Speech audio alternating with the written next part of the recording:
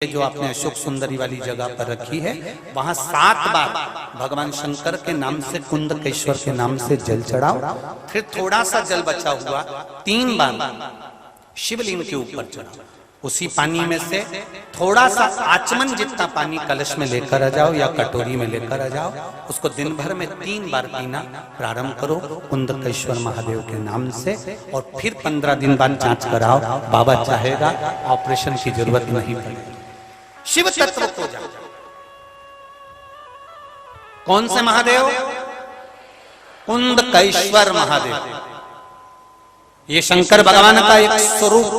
जब माता पार्वती जी ने कुंदुक का प्रहार करा था और वो कुंदुक विदल उत्पल को मारने के बाद शिव जी के चरणों में जाकर गिरा था, तो वो कुंदकेश्वर महादेव। कुंदकेश्वर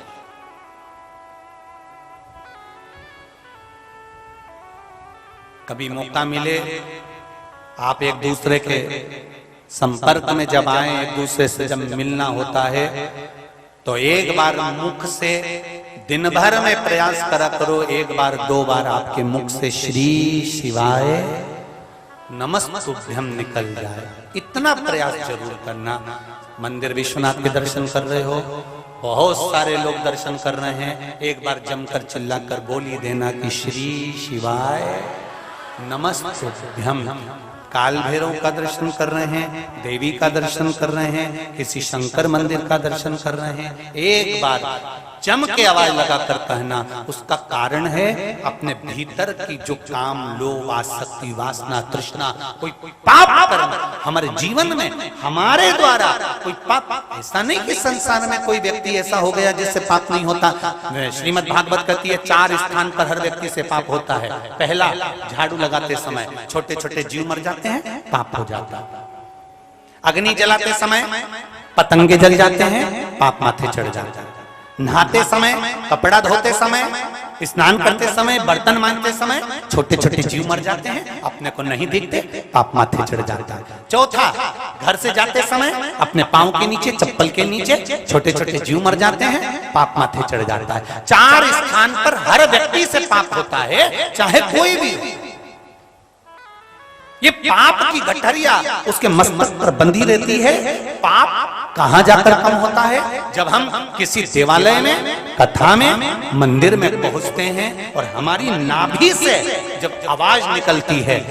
तुमने कई बार देखा होगा, विश्वनाथ जी के दर्शन करने जाते होगे या भगवान के मंदिर दर्शन करने जाते होगे, तो कई बार आप लोगों ने देखा होगा कि कई साधु, सन्यासी या कोई संत इतनी जम के चिल्लाता है कि अपने को डर लग जाता है। आते से चिल्लाएगा, एकदम मन में भय लगेगा, कौन चिल्लाया? कारण क्या? वो चिल्लाया नाभि से। क्यों चिल्लाया? 4 स्थान पर पाप होता है, वो पाप कहीं नहीं कटता। मरने से पहले उस पाप को अगर काटना है तो या तो शिव महापुराण की कथा में जाकर या शंकर के मंदिर में जाकर जम के बाबा को पुकार लो, कट जाता।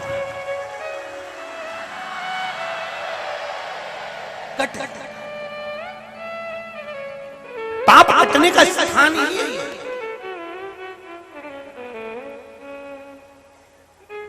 हाँ, कोई कोई लोग अगर हो सकता है कि कोई चीज को पाने के लिए, जैसे महाराज जी कथा करने गए, तो कथा में जाकर उन्होंने गांव के लोगों से कहा हमको यहाँ कथा करना है साहब, हमको यहाँ कथा करना है। तो क्या हमारे यहाँ कोई कथा मत नहीं सुनता? नहीं साहब, मेरे को तो कथा करना है, आप तो कथा करवा। तो उन्होंने कहा ठीक है। सरपंच साहब ने कहा ठीक है, मैं कथा करवा देता हूँ। तो अब बिछाने के लिए कुछ नहीं, सरपंच साहब ने अपना कोई वस्त्र था नीचे बिछा दिया, बिछाया, और गाँव के लोग कथा सुनने के लिए आ गए। थोड़ी देर बाद गाँव के लोगों मन कथा में लगा नहीं, सब उठ के चले गए। पंडित जी ने आंख खोल कर देखा तो कोई नहीं था, सब 50 लोग बैठे थे, सब चले गए, अकेला सरपंच बैठे हुए।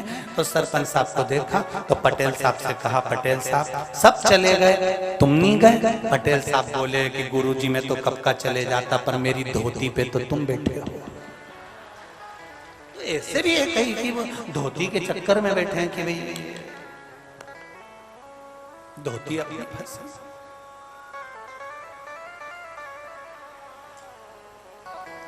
शिव के द्वार पर जाना, शिव महापुराण में जाना, एक बार दिल से नाभि से कहना श्री शिवाय हर हर नमः शिवाय।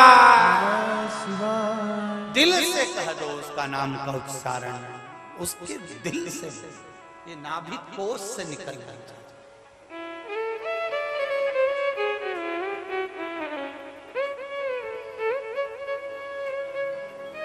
नाभि कोश।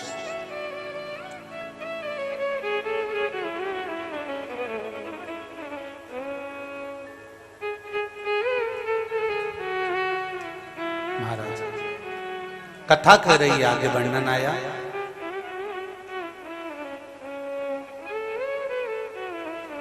शिव जी के नेत्र बंद करने से एक पुत्र का जन्म हुआ जिसका नाम अंधकासुर था। पार्वती मैया ने इसको गोदी में लिया,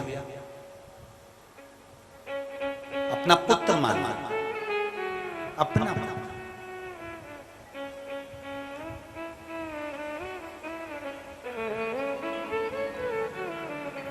शिव जी ने मना करा, इसको समुद्र में फेंक दे। पार्वती मैया फेंकना नहीं चाहती क्योंकि मेरा पुत्र है, मेरा बेटा है।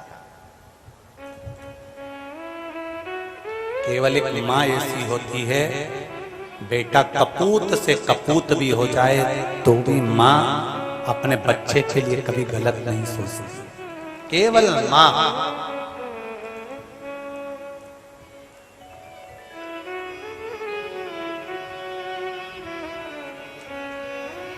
केवल एक माँ, उसके सिवा कोई नहीं।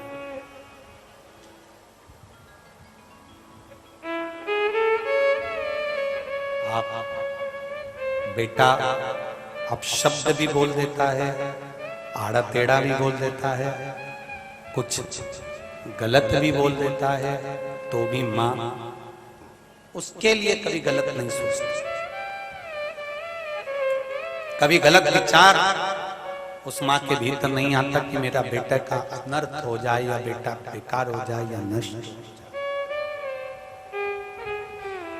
जैसे माता और पिता अपने बच्चे के लिए कभी गलत नहीं सोचते, संसार में जन्म लेने वाले बच्चे भले परमात्मा के लिए गलत गलत बोल देते हैं, परमात्मा के लिए अपशब्द बोल देते हैं, पर कभी परमात्मा अपने बच्चों के लिए गलत नहीं सोचता। वो सोचता है कि इसका उद्धार हो जाए, कभी गलत नहीं सोचता।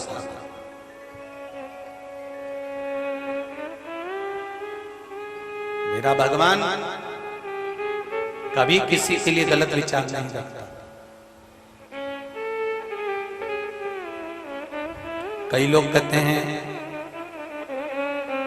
कई संसार में ऐसे भक्त भी हैं, भगवान के उपासक भी हैं, जिनको भोगना भी पड़ता है।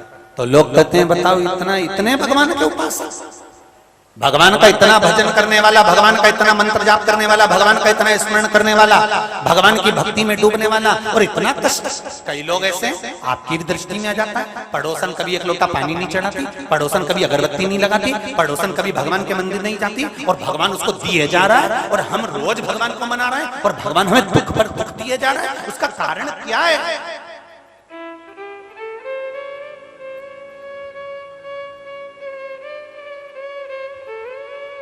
कारण क्या है?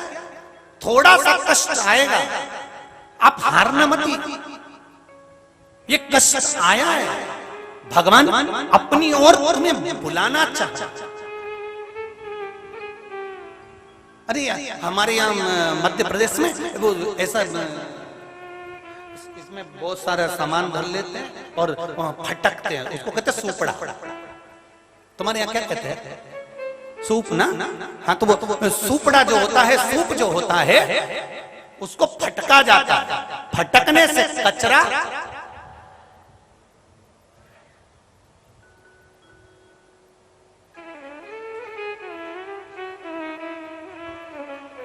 चलनी में और सूपड़े में, ये सूप में और चलनी में अंतर है। पहले के जमाने में केवल कचरा साफ करने के लिए सूपड़ा ही चलता था। बोलो सही है गलत है? ये चलनी नहीं चलती थी। पहले के जमाने में केवल सूपड़ा चलता था, सूप चलता था, जिससे कचरा फटक दिया जाता था, कचरा बाहर हो जाता था। आज के जमाने में वो चलनी चल गई, क्योंकि जल्दी काम चाहिए ना तुम लोगों को, थोड़ा तो जल्दी से निकाल कर। चलनी में और सूप में एक अंतर है। जो पुराने जमाने के लोग थे उन्होंने चलनी का निर्माण नहीं करा, उन्होंने सूप का निर्माण करा। क्यों? क्योंकि बहुत चतुर थे। उनको मालूम है कि सूप जब कचरा फटकेगा तो सूप कचरे को फटक कर बाहर कर देगा, अच्छे अच्छे दाने को अपने पास रख लेगा। चलनी अच्छे अच्छे को नीचे पटक देगी, कचरा कचरा अपने पास रख लेगी। सूप में और चलनी में यही अंतर है। चलनी अच्छाई को छोड़ देती है और बुराई को रख लेती है। सूपड़ा बुराई को फेंक देता है और अच्छाई को अपने पास रख लेता है। वो अच्छा है।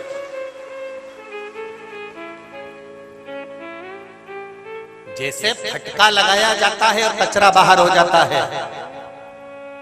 अगर जिंदगी में थोड़ा सा दुख आए, तकलीफ आए, कष्ट आए, चिंता मत करना, विश्वनाथ जी को जाके धन्यवाद देना कि तूने फटका लगाया है, कचरा साफ कर रहा है। मैं समझ गई। तो थोड़ा कचरा साफ, थोड़ा दुख आया है ना, कचरा साफ करने के लिए। कोई अपशब्द बोल रहा है, कोई